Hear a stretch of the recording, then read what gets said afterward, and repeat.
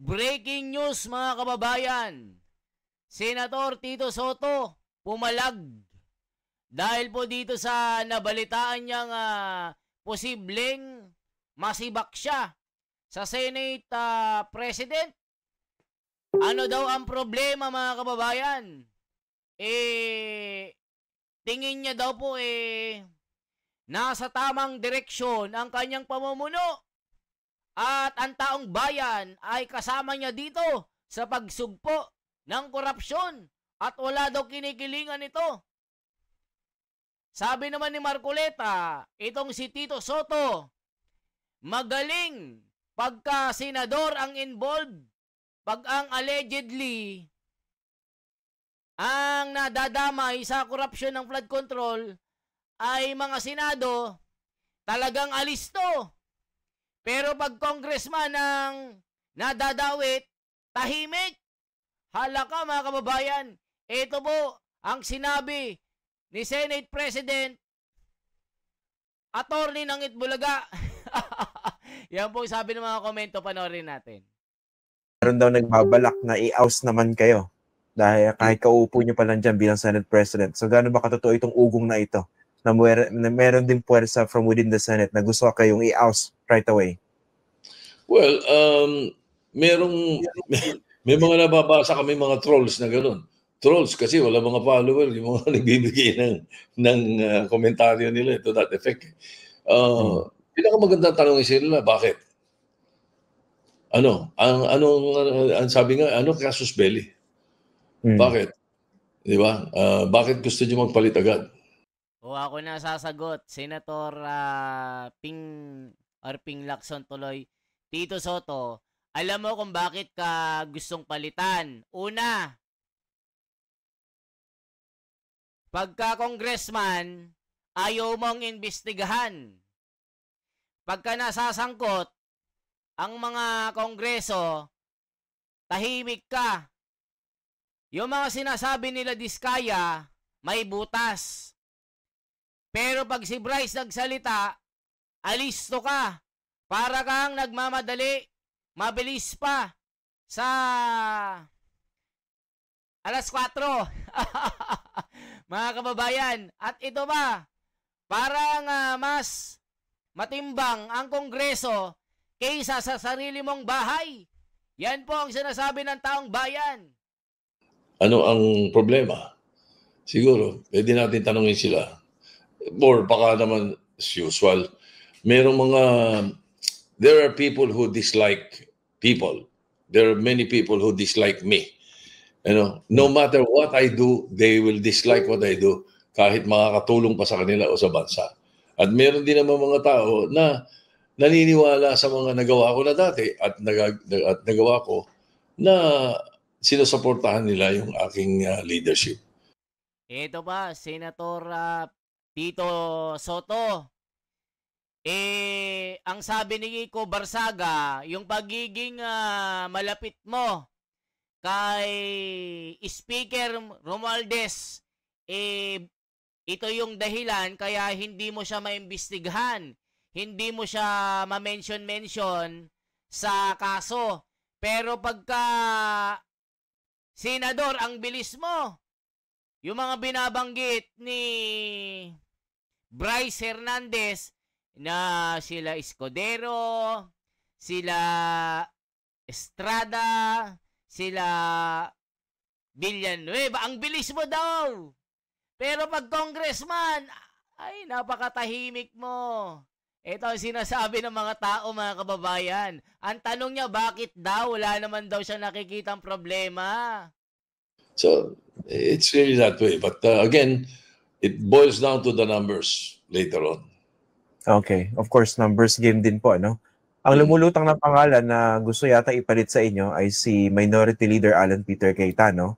Gaano po ito katotoo? And number 2, how confident are you about your numbers at this point? Most probably because siya yung binabanggit sa social media ng mga trolls Confident, I leave it up to God. I am quite confident that my colleagues understand why we had to change leadership, and I think most of my colleagues, sa matter of fact, may mga iba kaming mga hindi kasama sa majority na kausap namin, interesado nga na sumama sa majority. Ayaw lang naman natin biglayin. Okay. O sige, puntahan natin itong ang daming issues na hinaharap nyo ngayon. Of course, you're talking about the Senate under fire na inabutan nyo when it comes to the Senate leadership. Okay. Yung events nung Lunes, no, yung birthday ni Mama Mary, so eventually, you were confronted, or at least you were questioned dito sa yung decision to commit itong si Bryce Hernandez, no? Tama po ba? Dito sa PNP Custodial Center, no? Pero bago yun, that was the following day. That was the following day. September 8, ang issue was Senator Marcoleta wanted me to sign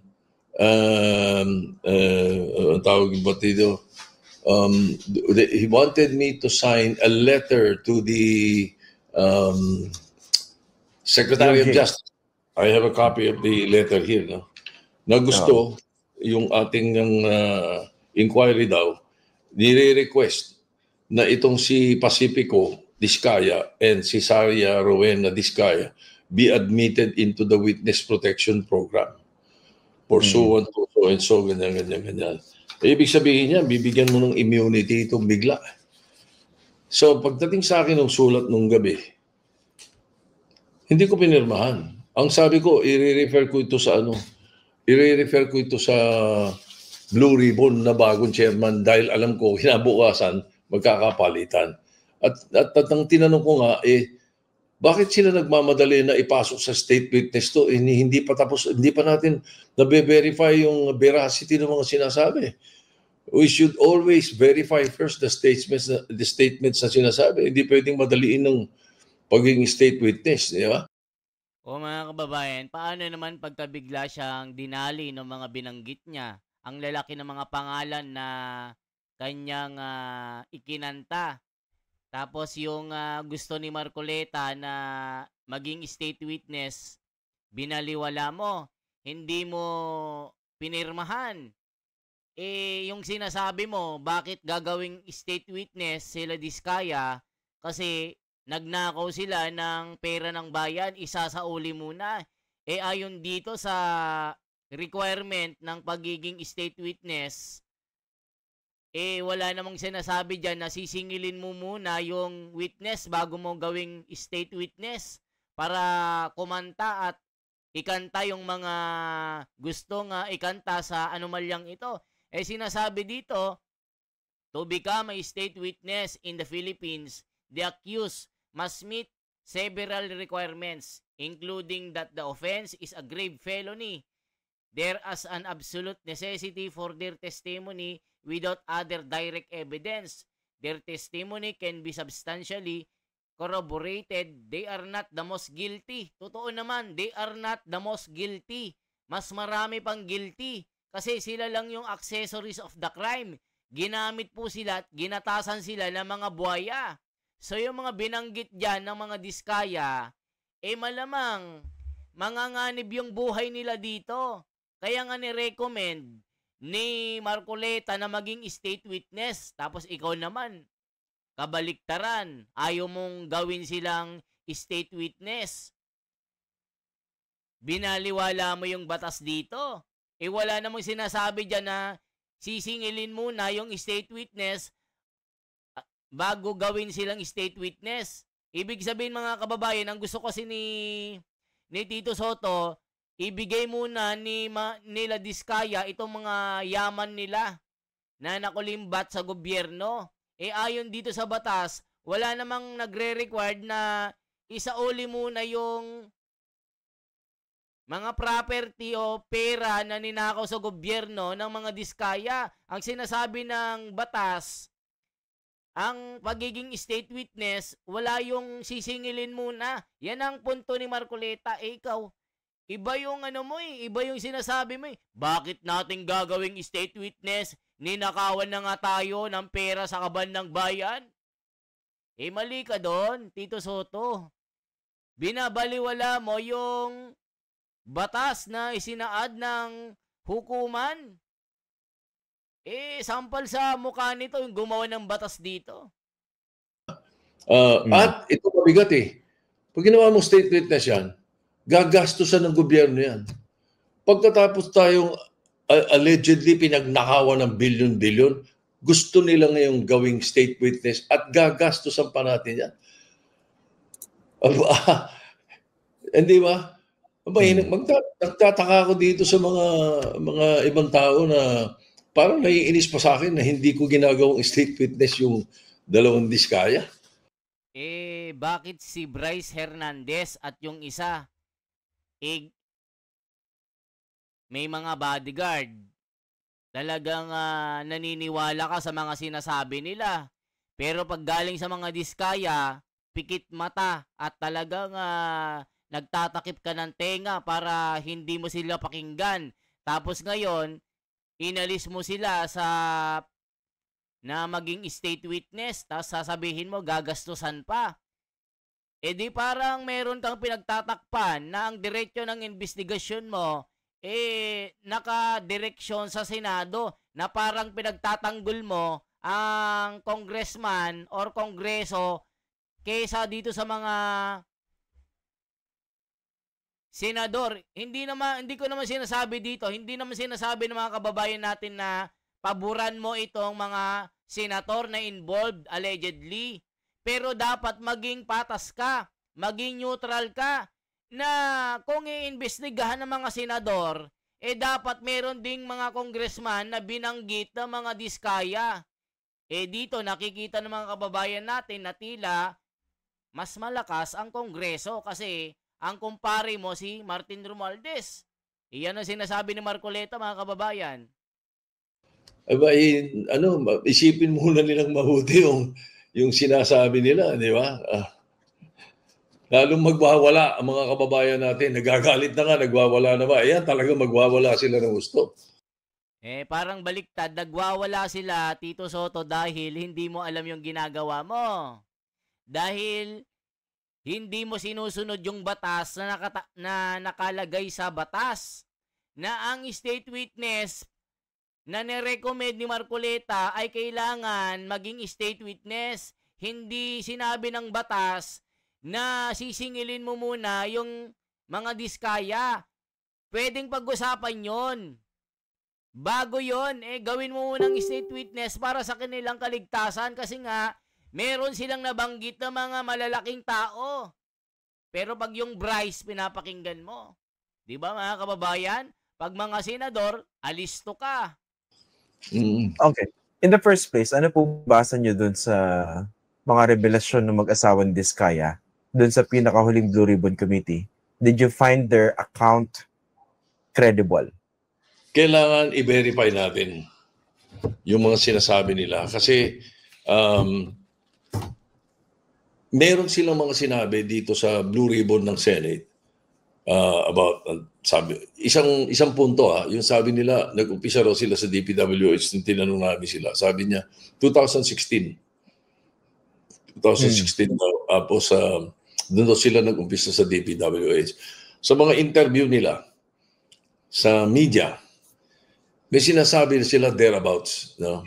Na yun nga, bigla silang yumaman sila dahil sa negosyo nila sa DPWH, ganun yung silang mga kwento.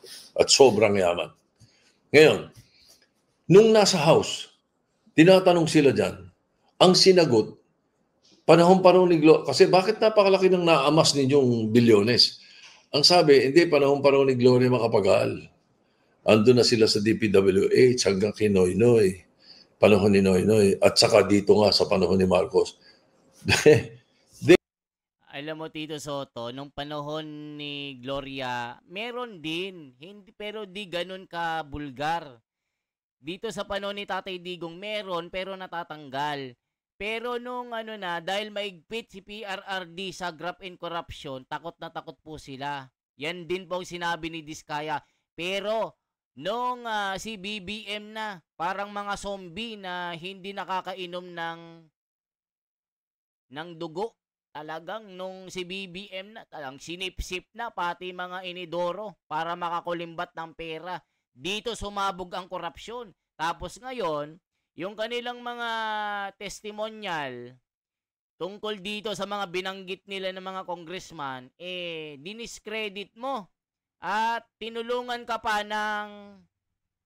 nung kamag-anak mo na si Vico Soto na sinabi niya na sinungaling itong mga diskaya. Hindi ko naman pinagtatanggol ang mga diskaya, pero dapat maging neutral ka dito.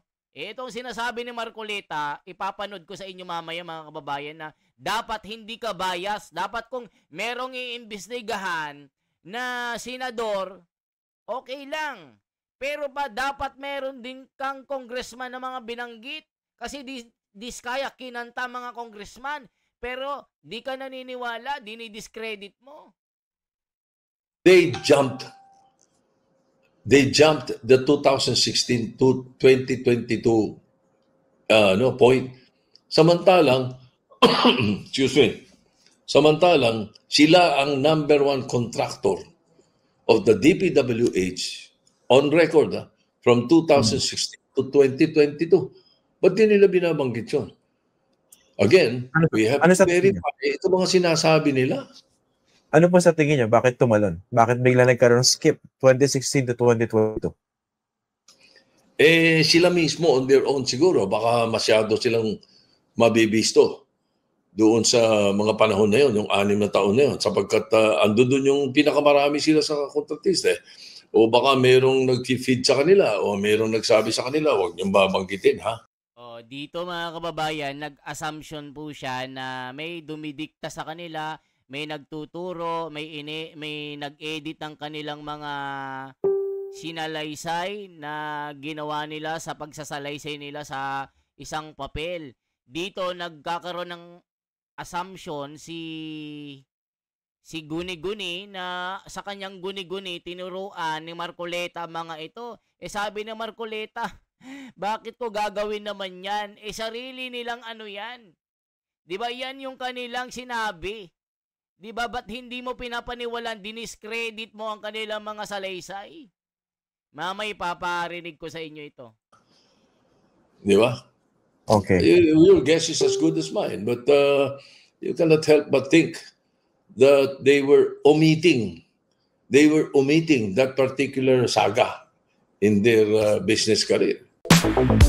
Ngayon po, si Marcoleta po, si Senador Marcoleta, ipanood natin yung kanyang sinabi. Dito mapapahiya si Senador Tito Soto na abogado ng Itbulaga kasi nga masusupalpal at mapipitpit ang kanyang utak kasi ito na po si Marcoleta. Nangyayari ngayon sa nakikita ko, yung aming Pangulo ng Senado, mas gusto niyang proteksyonan ng mga congressmen kaysa sa mga senador. Kaya kayo nung binanggit ni Bryce Hernandez ang Senator Jinggoy at Senator Joel, ayun. Pinutrektahan si Hernandez. Si Hernandez ang nakaproteksyon ngayon. Sinabi ko, teka muna, bakit ka ako nasa krame? O di nagtalo-talo kami. Ay siguro, alam nila, hindi nila mapangangatwiran. Bumaba siya. Kaya ko lang naman ginawa yun, sabi niya Mamaya kapag tayo ang nanghiram, hindi rin nila tayo pahiramin. Ano ba ito? Hiraman ba ito? Yun nga ang punto. Yun ang lumabas doon sa iyong pagpupulong sana. Pero sinabi ko sa kanya, ano ngayon kung hindi tayo pahiramin? Marami naman tayong sarili. Iyon pa na yung katwiran niya. Kaya niya daw ginawa yun sapagkat baka sakaling manghiram din ang Senado. Kung ako lang hindi ako nanghihiram. Sabi naman, bakit hindi mo ako kinonsulta? Bakit kita ko konsultahin? Ako ang Senate President. Yun po ang kanyang katwiran ako pa yung chairman That time, opo. Nung i-commit mo siya sa Quezon City, sa Krame, hindi napalitan ka na nun Hindi ka ako. Tingnan mo ka ako itong account ng news. 2:15. Nung maalis ako ng chairman, 5:24. Yun pa yung palagi mo ka niya. Ako ang chairman Hindi mo binasa yung section 6 ng ating tuntunin. Yan ang sinasabi natin mga kababayan na si Tito Soto baliwala ang mga kasama niya na mas pinapakinggan niya itong Kongreso. Kasi dahil kumpare niya itong si Martin. O ito pa, halatang may kinikilingan ang Senate. I-check po natin kung totoo. Check po natin. Nakita mo naman ang mainstream media. Opo. Nung nagsalita yung Diskaya at binanggit yung mga 17, ito wala akong sinasabi, binanggit lang. Opo, opo. Hanggang doon lang tayo, binanggit. Depende na kung saan anong kapupuntahan ng pagdinig na ito. Pero maliwanag na nagbanggit siya ng 17 pangalan. Opo. O tingnan mo yung mainstream media. Hindi naman hindi masyadong kinagat yun eh. Pero nagsalita yung Hernandez at binanggit yung 2 senador. Sumambulat ka agad eh. Ganun ba? Ngayon, ang pinagtataka ko naman sa panig ng aming leader, ako naman kayo rin naman siguro napapansin ninyo eh. Pagka yung Diskaya ang nagsasalita, ayaw niyang paniwalaan. Aha. Pagka naman yung nagsalita yung Hernandez, paniwalang-paniwala.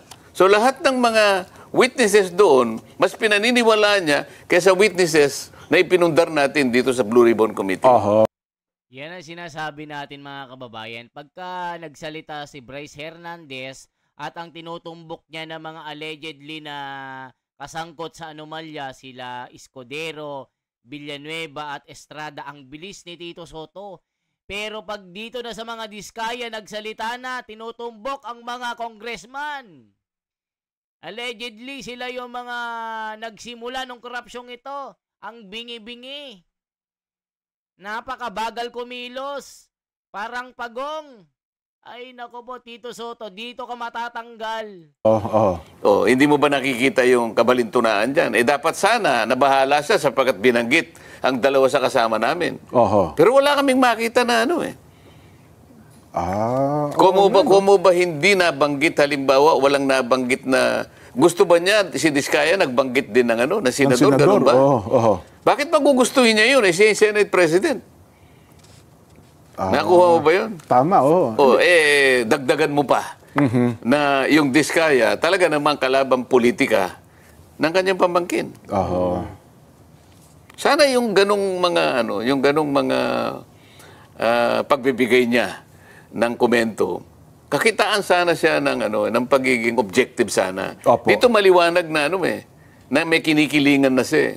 Hindi nagiging mabuti, lalong-lalo na sa mga kababayan natin. Palagi ko sinasabi, huwag mong uhusgahan ang katalinuhan ng mamamayan. Alam nila eh. Pumunta ka sa social media at tingnan mo kung anong sinasabi nila. Sinong nasisira ngayon? Sinong napupulaan? Yung Senado. Yan ang sinasabi natin mga kababayan, na itong ginagawa ni Tito Soto, masyado kasing magaling, masyadong parang Solomon daw, sabi ni Ping Lacson. Solomonic ang kanyang mga wisdom.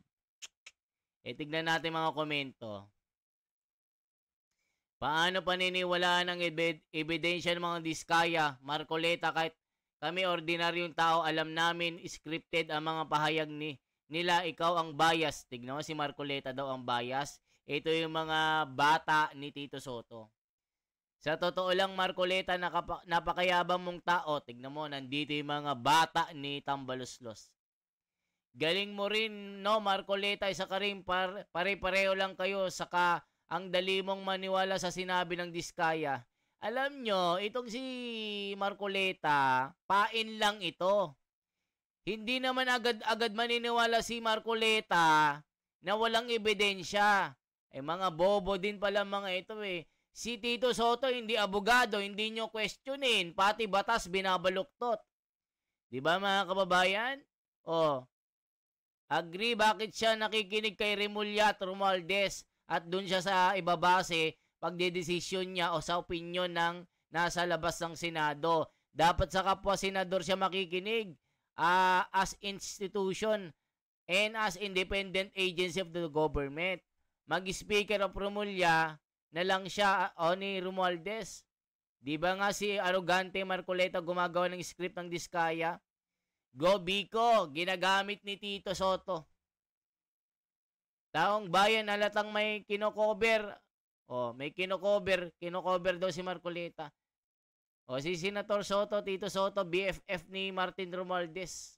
Wala kasi resibo yung Diskaya, yung Bryce may resibo. Itong mga Diskaya, yan yung mga sinulat nila. Sila po yung hinihingian. Itong mga corrupt din na mga komentor Ikaw din naman, DDS, pare-pareho lang kayo. Nandito yung mga fake account Si Tito Soto is the worst money kingmaker at author ng corruption certificate for liquidation. Gusto nila si Marcoleta maging Senate President. Dinadamay pang INC. INC gising-gising din sa kapatid niyong si Marcoleta. Tignan niyo mga kababayan. Ano masasabi niyo dito? Maliwanag na tinanggal si Marcoleta para pagtakpan si Martin Romualdez. Ang mga sinasabi. Pasikat si Tito Soto. Si Marcoleta dapat nandyan. Bias ka, Tito Soto. Bakit mo tinarantado si Marcoleta? Bakit mo pinalitan? Ang Diskaya ang dapat pakinggan, wag yung Bryce. Halata na may kinikilingan si Tito Soto. Yan mga kababayan ng mga balita ngayon. Yan po ang totoong balita na binabalita natin. Na binabalita ng iba, nire-react po natin. Ano sa tingin nyo mga kababayan? Sino ang kapanipaniwala? Tito Soto or Marcoleta? Sino ang pinapaboran ni Tito Soto? Congressman o mga senator? Okay lang may kilingan basta logical Pero dito para talagang halatado na si Tito Soto mas gusto protektahan ang mga congressman kaysa dito sa mga senator na dinadawit sa anomalyang ito. Kaya mga kababayan, you have to decide. Kayo po ang bahala pong mag-react dito. May direction ba ang Blue Ribbon Committee at dito sa Senate President na si Tito Soto? Mapapalabas ba ang tunay na may sala dito? Sa flood control issue na ito na nangorap ang mga politiko at mga sino mang mga buhaya dito. Ano sa tingin niyo mga kababayan? Ito si The Wonders Philippines. Buhay po. Salamat sa inyong pag-like at pag-share.